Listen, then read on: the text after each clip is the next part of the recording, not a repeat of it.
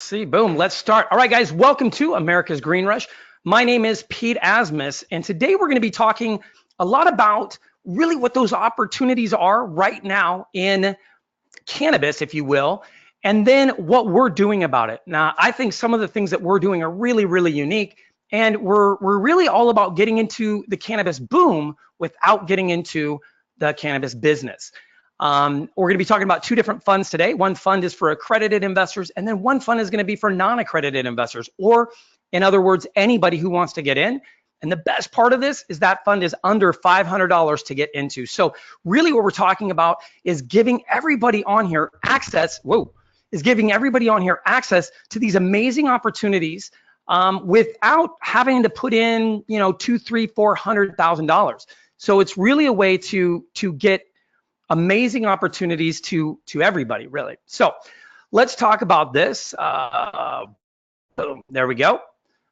Almost, there we go. All right, so this is Mark and myself. You'll see right there that we also have our email. So you guys can go ahead and write that down. And then at the very bottom, you're gonna see alchemykingsfund.com. If you guys go on there, you can click on there, you can input your information for that and tell us, if you're interested, how many shares you want and everything else. And we'll get into that in a little bit, but I just wanted you guys to know that that's where that is. Up at the top, you'll see greenzone360.com. If you go on there while we're talking, you're gonna see our different website, kind of different projects we have going on and all the different stuff that we do, okay? So here we go, let's get into this. What are we gonna cover today? First thing we're gonna cover is our legal disclaimer. Then we're gonna talk about who we are, what our resources are, why that makes us different as developers, why this is the best opportunity right now, an overview of options, our solution to everything really, and then how you can get involved in the summary of facts, right?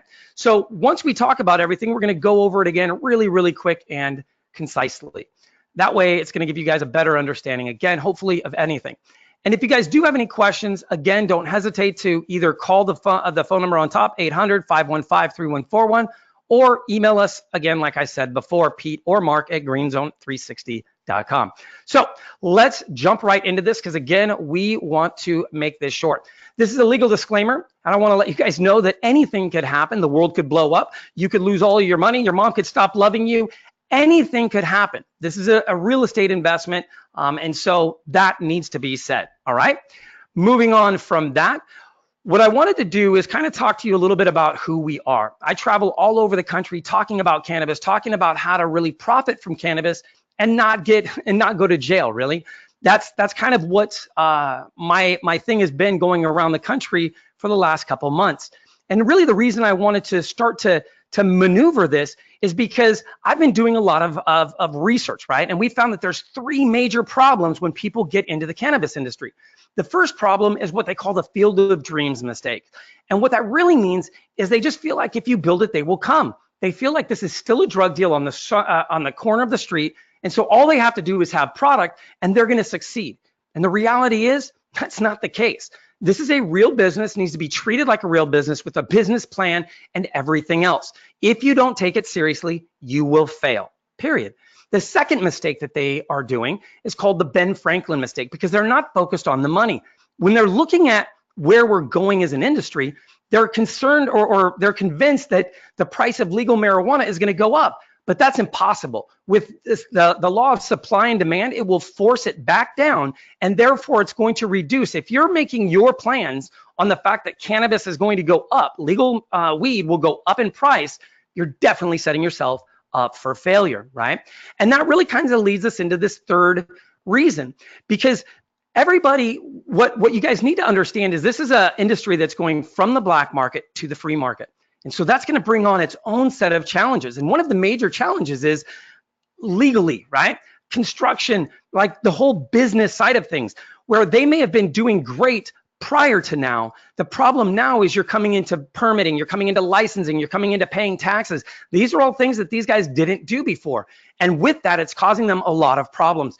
Jerry Brown is looking at putting $14 million into a task force to really go after people in California not doing it right. And the reason behind that is because they're losing a lot of money. California is expected to make somewhere between, I think it's $28 billion, right? And there's no way that we're gonna hit those kind of numbers if everything is happening still on the black market, if people are circumventing the system. So those are the three main mistakes. Now, the other thing that I'm talking about when I go around is I talk about the benefits, right? How do you succeed in this? And it really comes down to profiting from green, right? Green. G, general. Be the general of your industry or of your business. At least understand it from the top to the bottom. If you just come in there and try and think that you're going to be able to succeed by doing one little aspect of it, you're really going to fail hard. And then that comes to R. It's all about rules. When we looked at the cannabis industry, we saw two distinct areas of opportunity. One was in real estate, because in order to get a license, you must have real estate to get that, right? The second thing is, in order to keep that license, you need to have testing done. And for California, it's let's see, once you got to do test every 20 pounds. So if you're putting out 100 pounds a week, you've got 5 tests that need to be done every week on all of that. And it's consistently, you have to keep doing it, and it's never going to stop. And so we saw those two things as a real big opportunity. And that's really what we're going to be talking about today. So rules comes down to staying in compliance, because if you don't stay in compliance, you're going to get shut down. And honestly, you could end up going to jail. Your business failing could be the best thing that happens, right? And then it comes to the E, right? Green, you got E. And that's all about economics. If you don't plan for your economics correctly, you're going to fail. You have to understand, what are you going to need? What is your ramp up money going to be, right? And how are you going to really fund everything that you're looking at doing? When you look at the second E, it's all about employees. You've got to hire the right employees. Look, Forbes just did an article that in Florida, they're not even hiring people that have this really big affinity for cannabis, or who have past issues, drug-related offenses. If they have a background, they don't want them. So the reality is, the stoners may have got us to this point, but they're not going to move us past this point. Again, it's going to come into where you have to be business mind oriented, and that's not what their strong suit is. Okay, so then it comes to the N, needs. There's special needs in this industry. There's specialized equipment. We already understand that there's going to be specialized banking, right? And then you've got specialized real estate. And so with all of these specialties in there, again, if you don't understand all of this with the rush of legalization and the continued rush of legalization, it's creating opportunities that have never existed before and will never exist again. Never before have we had something that's been illegal for 81 years and now all of a sudden is being regulated. And that's really why we're talking about this, because what cannabis is going to do is really, it's going to skew the economy right now, because people are going to think, oh, we're going to go for this dip. But because of what's happening in cannabis, that dip's not going to happen right now. It's going to be definitely down the road. We've got probably 4 to 5 years of really strong growth in this cannabis industry. There's so many things still that we don't even know. There's so many things that we don't understand how they're going to work and what opportunities those will supply, right? Because opportunity is always about finding something that's wrong and fixing it and creating a solution that can work for everybody. And so when we looked at what we could do, when we looked at how we could really formulate a great opportunity for people and build out a fund that would be successful, we really went down to, why are we getting into this, right? And what is our background? When you look at what our background is, again, you've got people coming from the black market into the free market. For Mark and I, we've been in real estate for over 10 years. You can look on LinkedIn, we have a reach of over 1 million people. We own the largest real estate groups on LinkedIn, and virtually that would be the world, right?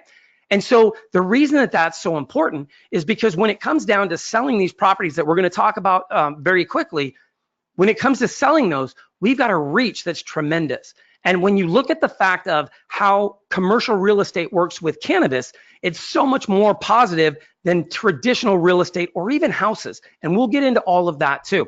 When you look at what our database is, we have a database of 3.5 million people. And combined, that brings our reach to over 4.5 million. And again, when it comes down to flipping these properties, to getting rid of them, because again, when you're looking at an investment, the investments part's great. But the next question always comes down to, how am I going to get rid of this property? How am I going to get my investment back, right? And what is this all going to mean to me as an investor? And so that's what we're going to talk about right now. Now, I wanted to show you guys what my personal connection to cannabis is. And I think it's pretty powerful because I think that there's a lot of misconceptions about cannabis. For me, about 5-6 years ago, I was extremely overweight. I was extremely unhappy. And I was at a point where I was going to kill myself. I mean, I really just did not want to continue on. I didn't like anything about where I was. And I was at this point where I thought about my daughters, and I realized that that wasn't going to be an option. And just to kind of make the story go really quickly, I ended up thinking, you know what? I'm going to create my own reality. I can't whine. I can't cry anymore. It's not anybody else's fault. Where I'm at is my fault. And if I want to change that, I've got to do something about it. And so I started going and getting on a treadmill, but I couldn't stay focused.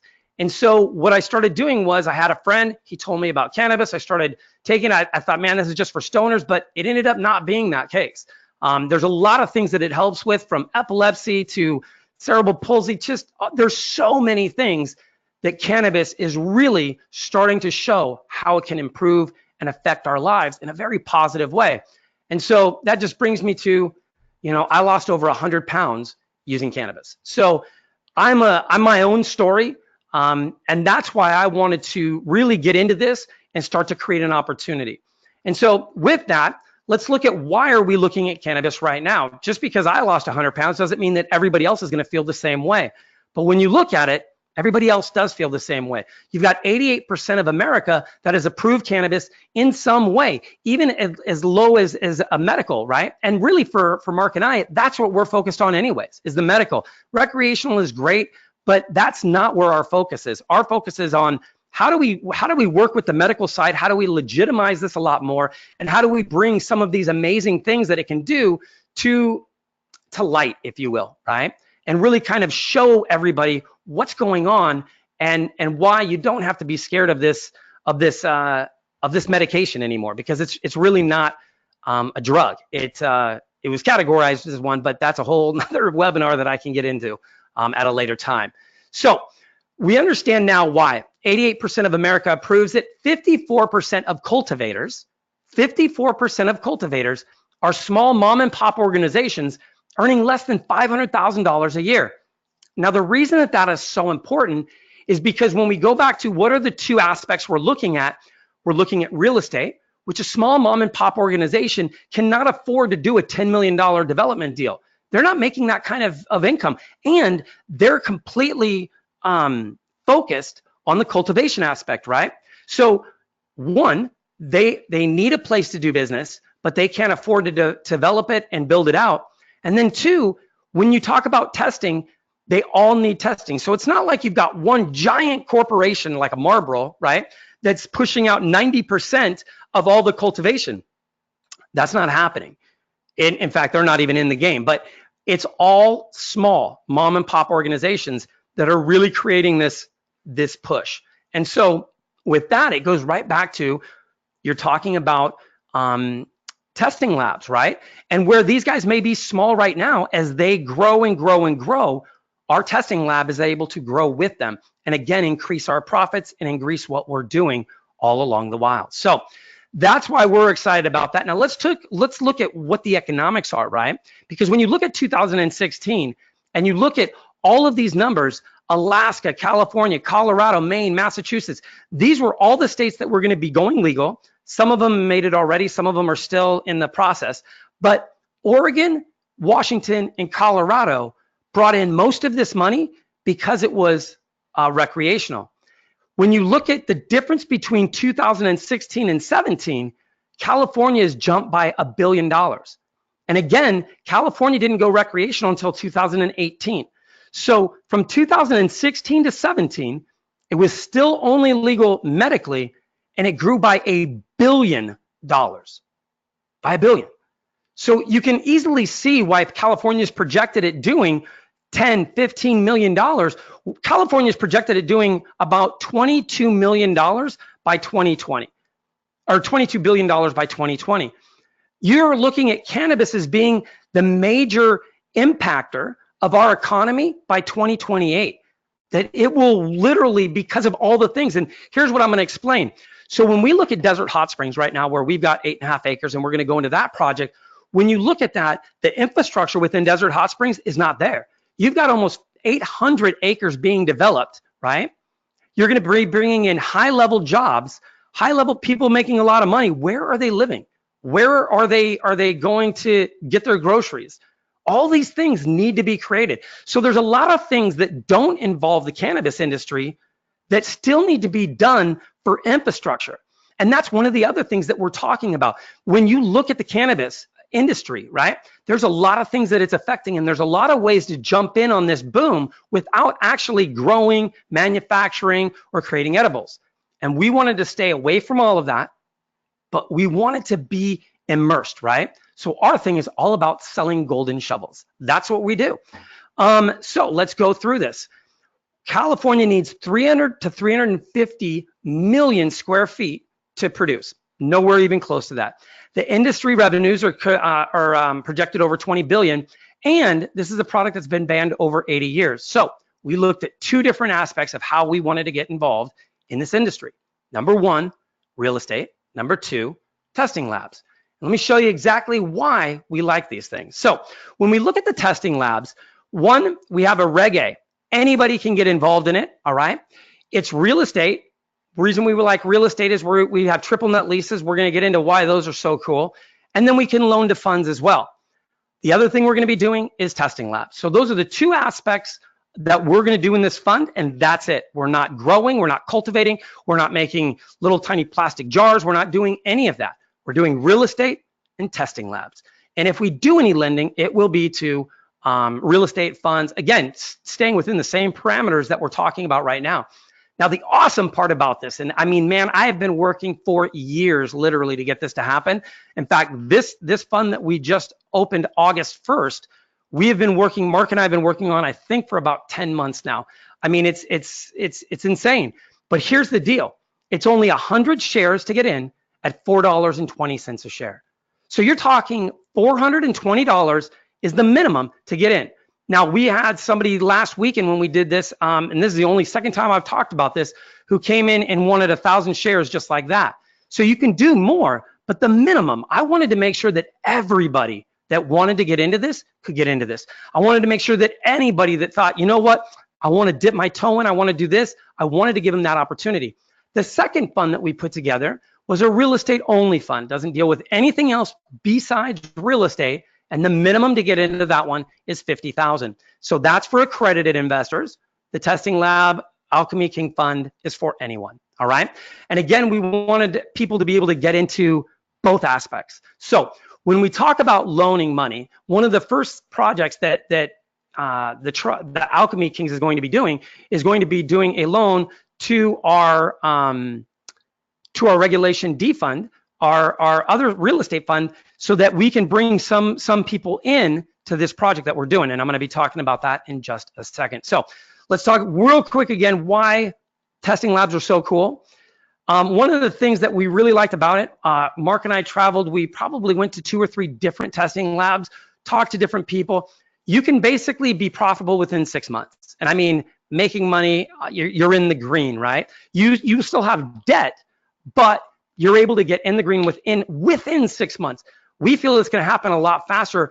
When you look at the different things that happened, January 1st, 2018, they started some really, really minor testing requirements. July 1st were a lot more stringent, right?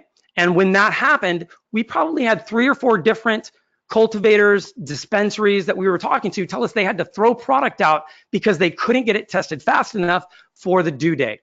And that's really when the light went off for Mark and I that, man, here's an opportunity. Because if you're in the testing lab industry, you cannot do anything else. So the reason nobody wants to do testing is because if they do that, they can't grow. They can't do this cool thing or that cool thing. And for most people, this is, I don't want to say ego driven, but they want their own brand, right? They want to have their own strain. They want to have their own cartridge or whatever. You look at Exhibit, he's got heavy hitters, and that's a huge brand right now. But there's so much opening right now. Nobody's got the market nailed. So there's a lot of opportunity out there. But Mark and I looked at this from a standpoint of, look, we can either fight everybody or we can befriend everyone and provide something that every single one of them are going to need forever. Forever. You can't stop testing. So for us, this is the ultimate cash cow, right? We know that as their business grows, so does ours. If they go from 100 to 200, our testing labs increase, or our tests increase, right? The number of them. We will have huge returns within 18 months because all of our product or all of our equipment is paid off, and I'm going to show you that in the next slide here. And then we're limited to only testing labs, which I just talked about. And then there's a huge bottleneck in the industry. In fact, they call it the California bottleneck. If you even research it, you're going to see exactly what we're talking about. So why do we see this as such a benefit? Well, here are some of the numbers, right? If we just look at the potency test alone, the weekly revenue on that is somewhere in the neighborhood of $12,000. The equipment costs right around 55 grand. It's a little bit less, but we just tried to make even numbers so it was really easy to understand this spreadsheet. Our weekly expenses are about 72.20, and that has everything to do with the testing strips and different things that we're going to need for that specific test. The break-even point, or how long would it take for you to, if you put every dollar that brought in towards that, towards the equipment, is 5 weeks. But the way Mark did this was he basically put all the equipment that we need, and then he put it that it would be paid off over a year time frame instead of, as fast as possible. And what that did was that gave us two different inklings. And if you look at year one and year two down there on the bottom, our income for year one is 2.7 million. Expenses are 2.2. So our profit for year one is 473,000 with a margin of about 17%. That's not that bad while you're paying everything off, right? The fact of the matter is you're still bringing in about 35 grand. But year two, it jumps significantly because now all of our equipment's paid off. We're still at 2.7 if we haven't grown at all, and our expenses drop to 1, right?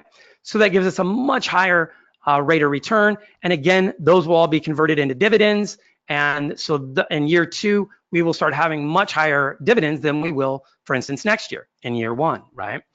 All right, so that is kind of the basic numbers on that, on our testing labs. If you want more information, obviously we can give that to you. But again, we're trying to keep this to 30 minutes and I've got about 8 minutes left, which we're gonna be going over 30 minutes. Okay, so this is taking a little bit of time. There we go. So let's talk about our real estate fund. When we talk about the real estate, it's a Reg D. It's real estate only. Triple net leases. The reason we love triple net leases so much is this. When you're talking about a triple net lease, the tenant is going to pay your taxes, the tenant is going to pay your insurance, and the tenant is going to pay for the improvements. Now, typically you would do TI money. If somebody needed, say, 50 grand in TI work, people work it out, but you do the work, and then you basically bill it into their lease payments, right? So over the next 5 years, you'll impound that fee into there. With us, because it's still illegal on a federal level, that's the awesome part. We don't have to do that. So here we've got basically a shell. That's what we're going to be building out. And you've got a tenant that's going to come in and put in 500 to $1.5 million into improvements into the building. The chances of them not paying their leases is extremely low. And that's really what we love about this. We're, as owners, positioned so well in this industry, and for lack of a better term, we're so secure because, again, we own the land, they don't own the land. If they screw up, they leave. Now we just had all this improvement work done to our property. That's a great thing. If cannabis does go sideways, we still own the land. If cannabis does go sideways, we still own testing labs that can test anything from McDonald's food to broccoli, right? So we wanted to make sure that whatever we invested in, whatever we created, no matter what was going on, we could repurpose it and we could reuse it, right? So when we talk about the triangle, some of the things that make us really excited about that are we've got 5.5 or 8.5 acres there. We're building out 160,000, it's about 162,000 square feet. We're building out about 53,000 square foot condos because in the cannabis industry, you can get licenses for growing that are 5,000, 10,000, and 20,000 square feet. You need 10 to 20% overage for bathrooms and offices. So when we looked at that, we thought, okay, well, if we do 3,000 square foot industrial condos, if they're going to get a 5,000 square foot lease or license, then they're going to get 2 of those. That gives them the 6,000 square feet. They can have their offices and they can have all of their grows or whatever they want to do. So we're going to be doing 50 of those.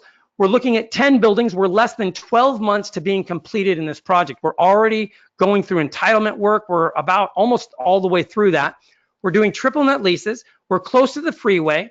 We're right in the middle of the cannabis district.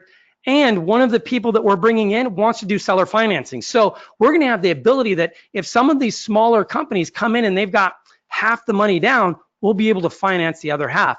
And again, it just puts us and creates more opportunity for everybody involved. So, all right, this is what the triangle looks like. Right below in the orange, that was a project that we were looking getting into in the beginning. When we first looked at cannabis, our idea was we'll buy 2 buildings, we'll lease them out, and we're gonna just cash flow like that. Mark and I looked at this property, we liked it, so we were gonna move forward on it. And when we went to move forward, they had already sold it. So basically this entire development has already been pre-sold in that condition. And when we saw that, that's what made us think, okay, we've got to go after the real estate. Because when you look at the opportunity here, now we can, not only can we have the 2 buildings we initially wanted, but we can sell the other 8. And that turned into, now we've got, 95% return on the sales. We've got a 6.5 to 7% cap rate on the 2 buildings that we keep. And then we have another 40% return when we sell those 2 buildings in 10 years. And I'm going to go over all of that, but the whole idea was, again, how do we create real wealth for our investors? And it isn't about just doing a flip, because when you do a flip, it's great money right now, but now you got to go and do it again to bring in cash. When you have cash flow property, that's great, but now you don't have any money to go out and do anything else. So you're set to growing slowly. So what we thought was, look, if we can sell some, keep some, now we put cash in our pockets now, and we're able to keep growing our cash in our pockets for later. And that's really the whole concept behind this. So we're looking at this. Here's the triangle. Here's your 10 buildings that we're talking about, right? The ones that are closest to us, those ones in yellow, those are 2 stories. They're 12,000 square feet each. And then you've got the other 4 you've got the other 4 buildings as well, all going from 16 to 24,000 square feet. The 2 buildings that we're intending on keeping are the ones on this side, right? The ones on the right side, the left side of your screen on the bottom, one of the ones at 12, and then the 24,000 square foot building. So, there we go. All right, this is what they're gonna look like. This is actually a development about a half a mile north of us. And this project's already all sold. It's already up and built. The reason I wanted to show you this is because when people look at how long will it take us to actually erect a building, it doesn't take that long. We're talking about a metal building that's wrapped in metal. Metal framework. Then you wrap it in metal, or you can actually use these. They go on the side. Oh my gosh, panels. The panels, and they're like a high R rating as well. So there's a lot of different opportunities and options that we have with this. But the basic thing is, it's extremely easy to build. You're talking about concrete, you lay your foundation, you put up the framework, you wrap that bad boy, and we're done. We're not doing AC, we're not doing any of the upgrades, because we don't know who's gonna come into each condo. And so really what that limits or allows us to do is just build this vanilla shell and then sell it or lease it or whatever. And that's why this is such a short time frame for building, because of what we're doing. This is what they'll end up looking like. They'll have a facade on the front that'll be concrete, so it won't just look like some, metal building that you find in some really nasty industrial area. These are going to be nice buildings. We're putting the corrugated along sideways so that it has more of this modern industrial look. And again, we want things to be nice. We're about improving the economy and improving the environment. When you look back at all the money that's come in from cannabis, one of the things that I didn't talk about was the fact that when you looked at Colorado, 1.3 billion, 1.6 billion, right? The 1.3 billion, 80% of that came from the black market. So it's not like all of a sudden all these people started using cannabis. They were already using cannabis. It's just all the money was being filtered down to Mexico. Now the money is staying in the community. Now the money is improving their way of life. That's what this is all about. So us going out and building real estate that looks crappy is definitely does not solve that problem. We want to make sure that whatever we're putting out is of a high quality and that we're really doing everything we can to improve the area and the community. So how did we get our price? Well, it's pretty easy. I told you guys about the property that we were already looking at purchasing, those 2 buildings. Here they are. One was a 12,000 square foot building. One was a 27,000 square foot building. When you looked at what the price points were, 2.1 for the smaller one, and then we had 4.4 basically for the larger one. What Mark and I did was take the smallest the largest building with the smallest price point, and we calculated our numbers off of that, right? And what that ended up equaling was about 25 million. Now, with that said, since we've done this, the prices have jumped dramatically, and they're already up to about about $200 per square foot versus the 158, 183. So what Mark and I did was we basically calculated this against a 178 per square foot price tag. So there's still room for us to go up if we wanted to. But again, we're about selling it fast. So I don't want to hold on to it. We want to make sure that we're in and out, that we move along. When we do that and we look at those numbers, here's kind of the breakdown of what that triangle is going to look like, right? When you look at the investor funds, 1.2 to buy the property, and then we have about 4.4 in construction costs, right? When we look at that, that brings us to 5.6, and then we sell all the building. Well, we sell 8 of the buildings. When we sell 8 of the buildings, we're looking at a price point of about $24 million in that sale. We're still keeping 2, right? But we sold 8. So that brings us to about $29 million. Now we're gonna subtract our cost to build. We're gonna act like we're returning the investor funds. Even if they wanna keep it in, we still have to take it back out of the deal so that we see what our actual profit is, right? So our total expenses going out is about 18 million, which brings our total profit to 11,300,000 and something. Okay, we take out our management fee, which we have a 5% management fee, and then Class B members, we take out the 50%. That leaves us with basically 4 million for our investors, or a 95% return on their money. And this is what we mean by that. So let's click through there. All right, so let's pretend that you put in $100 million, right? Well, let's pretend you put in $100,000.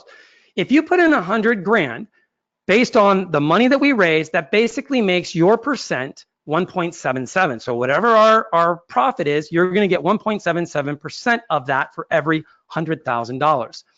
When we do our math on this, we've got a 5.3, right? Multiplied by your individual share brings you to 95,700, which you take that, you take that number right over here to your sales income, all right? Now we still have 2 buildings that we're gonna lease, right? So we look at that number, we multiply that by your share price, and you're looking at a 6.9 cap rate, right? Annual income. Now when we multiply that over the 8 years that we're gonna be keeping these buildings, you're looking at about 55 grand over that 8-year time frame. We sell the other 2 buildings at the end of 10 years with a $40,000 profit margin to you as the investor as well, giving you basically a total ROI of 191% over that 10-year time frame. But realize you're getting the first 95 in the first year, right? Because this project's gonna be done by February, March next year.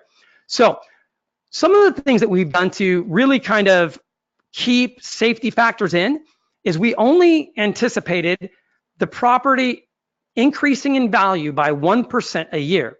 Even though when we looked back on the commercial real estate over the last 10 years, it's grown by 13% a year.